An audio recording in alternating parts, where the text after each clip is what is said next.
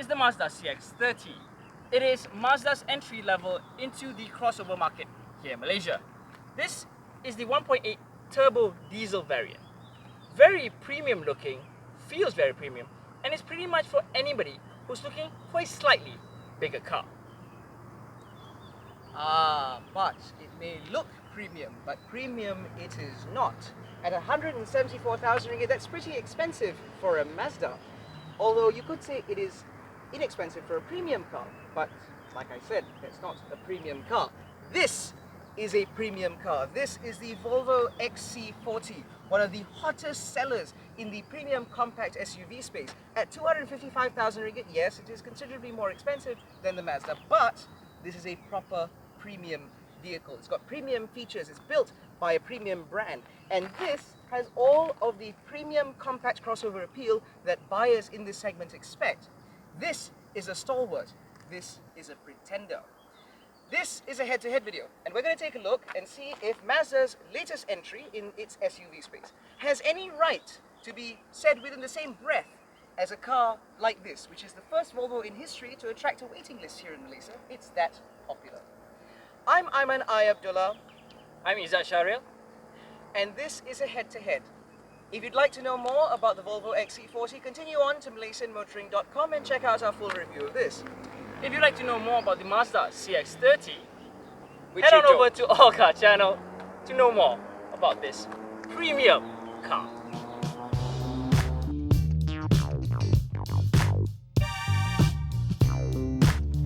So let's forget Aiman for about a minute. This Mazda CX30, this is the 1.8 litre turbo diesel. It has only 116 horsepower. Sorry, but what? Wait, sorry. What was that? How many? 116. 116 horsepower. No. Wait. It's a diesel. How many torques does it have? 270. 270! Can it move on its own? Does it require a tailwind to get anywhere? No, it moves completely fine Does on it? its own. Slowly. As I was saying. Gently. So the Mazda comes with only a two-wheel drive variant, 6-speed automatic gearbox, and looks quite decent actually. Front driven, Yes, 6-speed auto. yes, That's it. that's it. Premium. And as you can see by the side here, it comes in a two-tone body panel. Sorry. Painted? Not painted. Two-tone, Not painted. two-tone. Not painted. And you also get 18-inch wheels. 18. Just 18. And what are these running on? Toyo tires. Japanese brand for a Japanese car. Make of that as you will. Very low. It's like a hatchback. It's a crossover. It's a hatchback. Crossover. And at the back, And you at have the back, absolutely nothing. you have this very nice looking taillights and Tiny. Powerful. Ooh. Does it have kick to open? no, Does it have hooks in the back? well, a couple. Your seats, are those 40, 20, 40? 60-40. 60, 40. And do you have underfloor storage? No. Do you have a 12-volt socket in back? No. Cool. And even more unpainted bumper going on here, yeah? Two-tone. Unpainted bumper. Right. Now that we're done talking about your pretender car, let's go and take a look at the actual premium machine on the other side.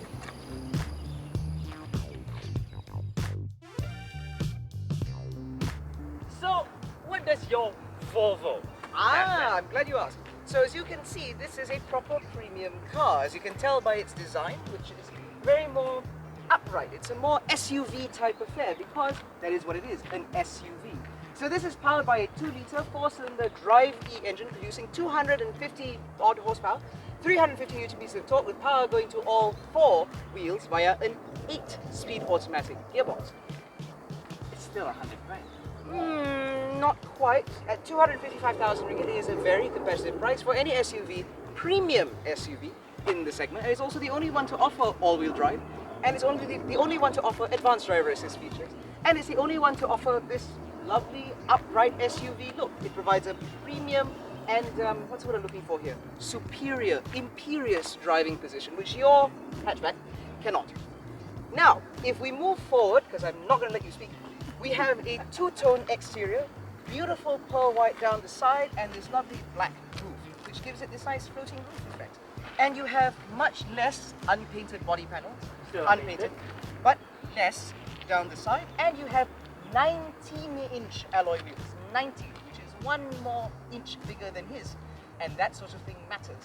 And around the back, you have that typically recognizable Volvo design with the very strong haunches, the vertical tail lights, and that very prominent Volvo script around the back. Because it is a Volvo, this is the branding that matters, not like your Pretender over there. Oh, and can your car do this? It's a power boot with extra steps. No, it means that if you are carrying things, you can just sweep your foot underneath and it opens. But it gets better. Not only do I have more space, as you can see, it's also smarter. So I have a little strap here to hold loose items. I have a 12-volt socket so that I can vacuum my boot should I get it dirty with a dog. I have hooks that are built into the side because better.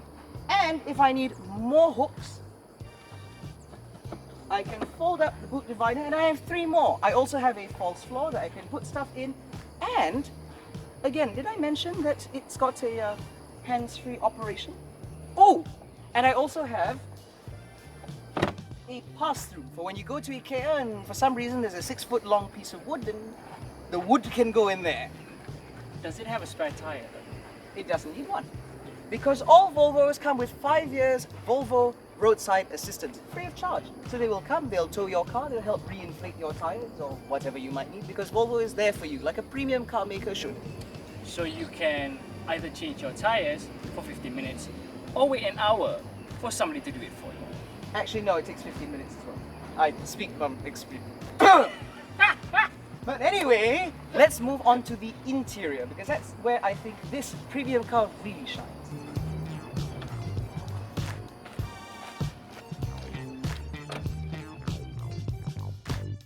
What does your Volvo have? Many things.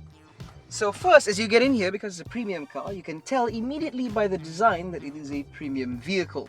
You have this 9-inch Sensus infotainment screen, which is very, very easy to use. Unnecessarily big. But it's pretty. You also have these beautiful knurled switchgear over the aircon vents for the volume knob. It's just lovely little touches like this. And you have this interior where, again, you don't have a lot of really complex materials. Instead, you have these nice surfaces like this which catch the ambient lighting at night. You have a fully digital instrument cluster, fully digital. You also have this beautiful steering wheel which is wrapped in leather, perforated around the side with stitching, and you have more chrome and bright work all the way around. And that's just the aesthetics. We haven't even gotten to the logical parts yet. So you have Apple CarPlay and Android Auto as standard. You also get as well. You have a wireless charger down here. I don't care about your Japanese car. We also have a built-in rubbish bin, which you can remove. If you want more space, you can empty it like this. There's even a little bit of a net on the back too, so that you can put stuff in it. See, this is a car that is intelligently designed, and it's not just the rubbish bin, because on top of that, if I just put this back gently, on top of that, you have a takeaway hook which folds out of the glove box. You also have huge, there, see, takeaway hook. You also have huge door bins because Volvo was smart about it, and they removed the large speaker drivers on the side and installed the world's first air-driven subwoofer in the dash. So you can put more stuff in here, including a 15-inch laptop. All of that fits in here. And again, it's just intelligently designed. Because that's what a premium car is now, about intelligent design. It's not about posh everything. You can have posh and still be a crappy little car.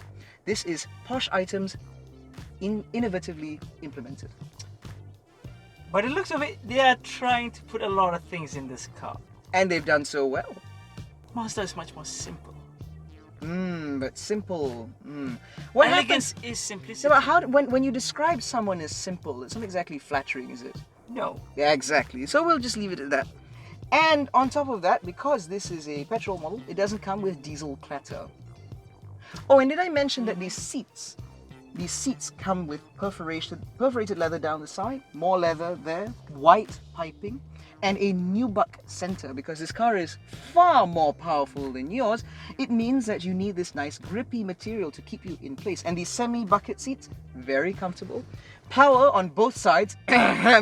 You have adjustable lower thigh support, memory settings for the driver, adjustable lumbar for, again, both seats, because the person in the passenger seat should not feel like a second-class citizen.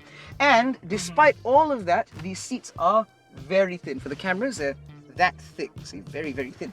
And as a result, it means that there's plenty of room in the back, which I believe is not something that your car can boast, can it? We'll take a look after this. Fine then, fine. Now, let's see what the Mazda has. I'm very far away from the dashboard. Hang on, let me just... Wait, hang on. It's manual. I have to... Yes, it's manual. It is still almost 100 grand cheaper, so don't No. Don't nitpick. Let's go. 174,000 ringgit. The Camry. So you see, as I was saying just now, it is simple. Just Really look rubbish. at this. It's simple. Okay, you get leather wrap steering wheel, leather seats as well, same as yours. No. Perforatedness. No. Mine had nubuck. Fair enough. Again, it's cheaper. No. Semi-bucket seats. Everything here looks good. Okay. Aircon vents built into the dashboard, not protruding out. Again, simple. You've had Android cars where aircon vents come out of the dashboard, man? Yes, they are. They are a bit more, but this I like this. This is nice. Android Auto, Apple CarPlay, same as your Volvo. Touchscreen? No. Again, cheaper. Dual climate control, automatic function. I just like to do a quick flick test. Ow. Quality. Yeah. Yes, it's plastic. Ooh, look at this lovely panel gap here. That's very convincing. Oh, and by the way, Looks nice. this car comes as standard with plastic mats on the floor. If you guys check out my other video, I did say that all Mazda have that plasticky floor mats. My Volvo has carpet because it is a premium car. This car has something your car doesn't. That being... Oh yes, a sunroof, which I have to...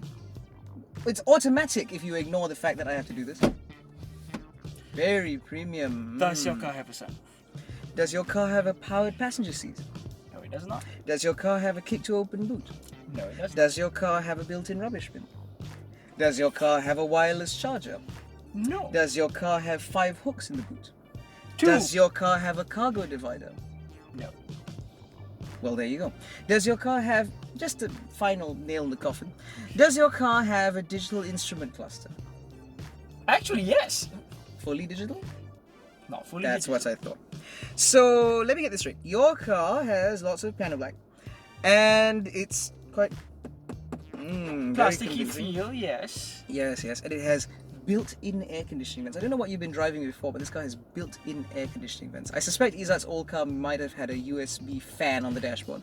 But I will give you this. It is a very good-looking interior. I quite like the fact that there are contrasting colorways with this... hang on a second. So this is brown here, and it's brown here. But this isn't leather, is it? On the dash and on the doors, this isn't leather, is it? No. Then it is Plastic. pleather. Right, so this is pleather, and there is an enormous gap here where I can actually shove my finger. It is the design. It's the continuation of the door see. panel to this. I see. So there's a gap here. Oh, it moves, and there's a gap here, which is that's very nice. And okay. So I'll tell you what. It is a very good-looking interior, but built well, it certainly isn't. However, there are more differences to be gleaned behind the wheel. Yes. Two-wheel drive, Two-wheel drive. 114 horsepower, 14 horsepower, yes. and 200 6 Newton meters. 270 millimeters of Just 270. enough. 270. Just 270. 6-speed automatic. Should be interesting. Shall we? Let's. So, Let's take a look at what this Mazda has. So Not yes, much, I right? know for a fact it doesn't have that much horsepower, and yes, the torque could be better. 114 horsepower is only 5 horsepower more than a Myvi. There, Izzat, don't get It lost. is there. But this car is a 1.8 litre turbocharged engine. Diesel. Diesel. Turbo diesel. Turbo diesel engine. So because it is diesel, the kind of consumption that you're getting is actually very 7.5 good. litres per 100 kilometers according to what I can see. Yes, it is. Yes, it is. And what does your car do? About 7.7. 7.7. And it has a lot more power and a lot more torque, and it's 4-wheel drive. So, oh, and also, isn't petrol cheaper than diesel? Euro 5, yes. There we go. Therefore, it is more, no, actually Euro 2 is still cheaper, still more expensive than petrol, which means that it is overall more economical to drive my car.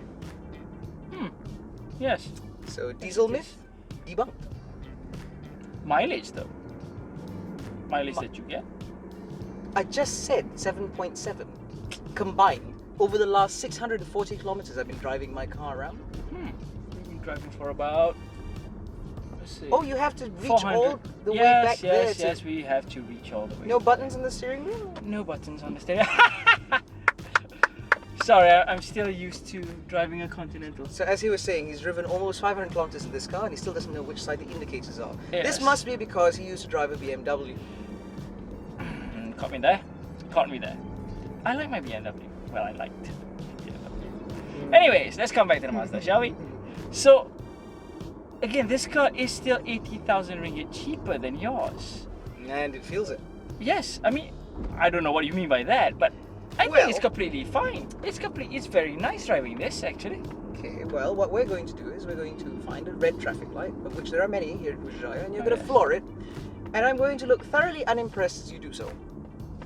Because that's what 80,000 bucks pays for. And another thing that 80,000 bucks pays for is a more solidly built interior. Because why don't you hear all of rattling? Just the... This is the sort of scratchy plastic on this. This is a touch point. This is a regular touch point at that, the dash. And like, really? This is acceptable? It is. It's a Mazda. People expect God, no. it to be like this. Yes, which then begs the question, why are you trying to peddle this like it's a premium car? 174,000 bucks, right, for a Mazda. Which begs the question, why? Why is it so expensive for a Mazda? It doesn't make sense. Yes, it's very nice in here, I'm sure. This dash is squidgy and whatever. Very nice use of plastic here. But it's a Mazda. Why am I paying 174,000 ringgit for a Mazda? It's not Mazda's fault now, is it? Okay. It's not Mazda's fault now, is it? I'm feeling nothing. It's a CBU. Okay, it's a CBU. Does that explain the lackluster performance, or? No, it does not. I mean, for the price, yes. You may be able to nitpick here and there, but I believe this is And still there, nice. and there, and there. Yes, I mean, this car is not meant for someone who's already looking at a Volvo, is it? No, but it certainly cannot peddle itself as a car that's premium either. That's my biggest issue with this car, because actually, again, this car is very nice. It's got an interesting interior, it has a very interesting use of pleather, and it's aesthetically pleasing, that's for sure. I certainly like looking at it, and I certainly enjoy interacting with it, especially the Mazda MZD Connect, which, as I'm sure this camera will show, I can't really see very well because there's another camera over there, but the system is very good. The audio system in here is also pretty good. It drives pretty alright, except it runs out of puff immediately. Almost And immediately, yes. I understand that, but 174 grand? This is about as good as an X70, which is 50,000 ringgit cheaper. But it's not a Mazda. But that's also a CBU. And Again, that it's not a sells Mazda. more. It's not a Mazda. And it has a wider service network. At the end of the day, it is still a Mazda. So you're telling me that the Mazda brand means that it's allowed, that is what allows it to be expensive? Mazda has come a long way since their cars, back in the 90s. This, I believe, is a good evolution for the Mazda brand. I don't deny that. It's certainly an evolution. But a premium car, this isn't. This is still very much a pretender, as far as you'd like to cut it. And the fact that it has so little power and very little torque, and it doesn't appear to have the zoom. It's lacking the zoom in the zoom. Which again begs the question, what's the point? The point is you're getting a crossover for someone who wants a car that's slightly bigger than a sedan. You have everything, all the premium stuff you get. It's not bigger than a sedan. It's slightly bigger than a sedan. It's more expensive than a Mazda 3 Sedan. It has less boot space than a Mazda 3 Sedan. It's bigger. It feels bigger than a Mazda 3 sedan. Okay? It feels bigger. And you get the premium feel in everything that you see here. Provided you don't touch it, of course. Look only, don't touch. It's fine. It works. I didn't realize I was traveling in a museum. Works. I've been driving this car for a few days and it works. I feel very nice sitting in this. And this is a major plus point. This is actually a sunroof actually changes the interior, the feeling that you get in the interior. You know why it needs a sunroof, Izzat? Because the windows are so shallow, and because the shoulder line of this car is so high, that the amount of glass area is so small that without a sunroof, which is heavily tinted at that, it would basically have the interior ambience of a Turkish prison. Well, smaller, windows means better safety, isn't it? No. You are more protected in the cabin, less glass shards to throw at you in case of an accident. And let's talk about safety then. Does this car not have curtain Let's airbags? talk about safety then. We have been on the drive with Mazda, with their CX30, and you can see that they've got a lot of different safety features and actually helps you, the collision avoidance that you get in the Mazda, front and back, mind you. Which Volvo pioneered. Yes, fine. Does your Volvo have collision braking for the rear? Pre-collision braking, yes. Rear cross traffic alert with braking, yes. Pedestrian detection, yes. Have it here? It also has pilot assist, which is level 2 semi-autonomous driving capabilities, which are able to pilot the car up to speeds of 0 kilometers an hour. Do you have that? No. No. And aside from that, how's your lane keep assist? It could be better. I will give you that. It could be better. It's a little invasive, wouldn't you say? A lot invasive, yes. Yes, very nice. And aside from that, your adaptive cruise control, is it very smooth? It could be improved, yes. There we go. So once again, what it's done is it's tried to copy the Volvo, which is a proper premium SUV, as I mentioned many times. And it's done so sort of, what this car is like, it's like if you have a daughter, it's about a year and a bit old, and then she wears her mother's high heels because she thinks that she's an adult. She's not. Hasn't changed the world's perception of her. She's still very much a child, but she thinks she's an adult. Sort of like this. This is a toddler in mummy's high heels. I'm going to build on that. And sort of like that, it will take a while for Mazda to reach Volvo status. Which it isn't at now, so it has nothing to do and there's no business charging 175,000 I think it's acceptable still. It's still acceptable for you having the Mazda brand with everything here inside. I think 170,000 for this is a good package. It's very loud, yeah. It is a diesel. Yes, it's a diesel. Bang! Clatter.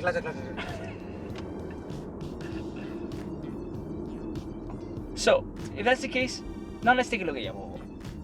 The premium car. Let me show you what a premium car is actually like, and then you'll realize why I'm of this particular disposition.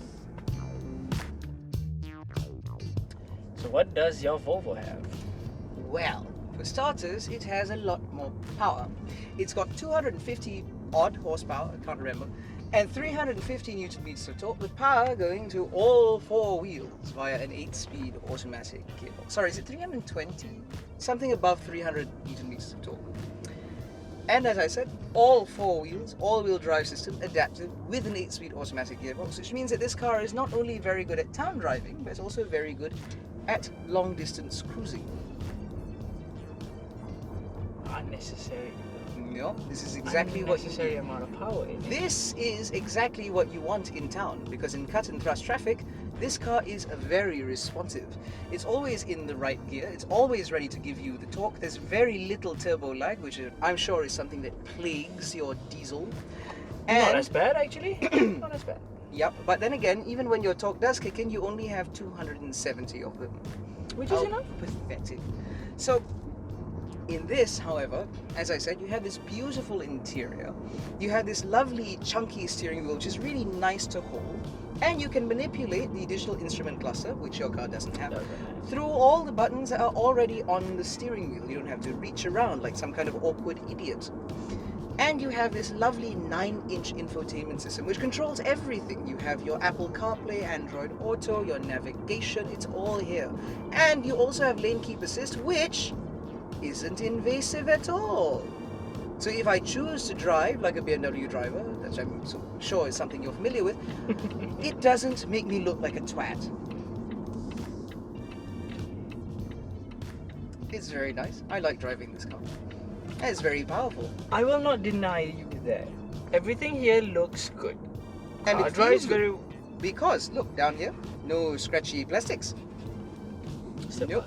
plastic though. And, yep, but it's not scratchy. And my glove box is bigger. And I have interior lighting. And I have a lovely infotainment system. And a great hi-fi. And, ooh, can your car do this? Increase temperature to 23.5 degrees. Temperature set to 23.5 degrees. That's completely unnecessary. But it's there. The same way your car has a sunroof. That's unnecessary. This is that's Malaysia. very necessary. Malaysians hate sunroofs. No, Yeah. Malaysians love sunroofs. Yes, they hate sunroofs. They That's love sunroofs. one of the most common complaints of the X70 is that in the premium model you can only have it with a sunroof. Fact. What do you Malaysians- guys think? You know, put your thoughts in the comments below. I would like to know what's the divide here. Put your comments in. Let's have a vote. To Who be likes clear, sunroofs? Sound I like off, sunroofs, okay? but here's what I can do. Okay. Yes, we've established your car has more power. And there's no clatter, And he is flaunting it around like a total imbecile. and it's smooth. It I don't hear a bang, clatter, clatter. And as a result of all-wheel drive, I can take on this lovely corner here, and the car just takes it. Absolute tractability, very predictable handling. It's got very natural brakes, very progressive, very bitey. Nice to use in town and on the motorway. And auto hold. Perfect premium car. Oh, does your car have driving modes? we have a manual mode. So do I. I have paddles. And I have driving mode, so I can set the engine in comfort and the steering wheel in sport and the brakes in dynamic if I should so want to, because it's a premium car and it lets me do what I want. But it's still 80,000 ringgit more. Because it's 80,000 ringgit a better car. 80,000 ringgit can get you another car. An inferior car, because But once another again, car nonetheless. yes, and for 80,000 ringgit you can buy a car that's faster than your CX30. And if you look at this whole thing, you can see exactly where that money was spent. All of the switchgear here feels lovely. Even the sensation of these vent control thingies, or as Bobby Ang likes to call them, nipples, they actually feel really nice to use. They're tactile. The tactility in this car is amazing, and that tactility extends everywhere, because I know for a fact that the indicator and wiper stalks in your car shake when you go over a speed bump. None of those issues here. Okay, I'll give you all of that. Okay, I'll As you give you should. that this car Is premium. Premium, yes. And your car is there is not. no doubt. The Volvo badge commands that premium. But here's the thing. The Mazda CX30 is not Not a meant for premium car. people who want a Volvo. And therefore it shouldn't be priced at 174,000 ringgit. I think the pricing of 174,000 is fine. How much does this car go for? This is 240? 255,000 ringgit. 256 thereabouts and change. Correct. Which, by the way, is very competitive in its segment, considering that the A-Class hatch is more expensive. The A250 is more expensive than this, and less powerful. Yes. And Yes. not as well equipped. Yes. And the BMW X1 looks very dour and kind of sad and very grey and kind of old, and doesn't offer Android Auto because they're weird. And And, I can't say very much there. I mean, it doesn't have none it. of its competitors offer all-wheel drive. This is the most powerful car in the segment, if I'm not mistaken. I could be wrong. It is the only one to offer all-wheel drive. It is the only one to offer advanced driver assist features such as adaptive cruise control, lane keep assist, lane departure warning, forward collision warning, rear collision warning, rear cross traffic alert, rear AEB. It also has level 2 semi-autonomy, which means that on the motorway, the car is able to do 90% of the work, which helps to reduce the amount of fatigue that drivers go through when driving long distances. Correct. The Mazda CX30 has everything except for the autonomous driving. And the it's invasive only lane keep assist. 174. And the invasive lane keep assist. But it has lane keep assist. And so your driving dynamics is not nearly as good as this car because agreed. Because if you've watched their video of the CX30 during its launch, I'm not sure if Izzat mentioned this, but the secondary ride in your CX30 is still a little bit floaty. It suffers from the Japaneseness, Yes, it does. where it doesn't settle as quickly as it should, whereas this car does because it is European. And this car drives brilliantly well. It is not engaging. I would never call this car engaging, no, but it is very confidence inspiring. Not only does it handle its weight very well, but it drives really well. At no point do you feel that this car is ever going to run out of capability. You will run out of talent long before this car runs out of capability. And because you have all that power, it means that when you're not blasting on a B road, which you can in this car, and you can't in a CX30 because it only has 4 horsepower, when you're doing that, when you're not doing that, and you're on the motorway taking over a long distance drive with your family in tow, with all their luggage in the larger boot and in the more generous rear space, you can overtake anything, climb up hills without issue. This car never runs out of puff. Rolls-Royce likes to use the term adequate. This car is more than adequate. It has far more in reserve than you'll ever need. And that is what a premium car is about, offering more than you need. That's what this car does. That's why this is a premium car. That's why the Mazda has no right calling itself a premium vehicle. Well, let's take it over outside of the car and we'll give you our main thoughts or conclusion thoughts about the CX30 and the Volvo. Okay, I'll admit, the Volvo XC40 is a damn good premium car. It is one of the best bang for your buck that you can get for this segment, full stop. But I also have to admit that for 174,000 ringgit, the Mazda CX30 is a very convincing purchase. I mean, compared to its immediate competitors, this car is very well built. It's pretty good to drive. The offering of a diesel is certainly novel, and it does look pretty good. But as Izzat has admitted, the XC40 is a premium car. There's no running away from that. It's built better, it drives better, it's better appointed. This is the definitive premium compact SUV, and this is exactly what Mazda needed to complete its SUV lineup here locally. Both of these cars are very good. It's just a matter of which one you really want.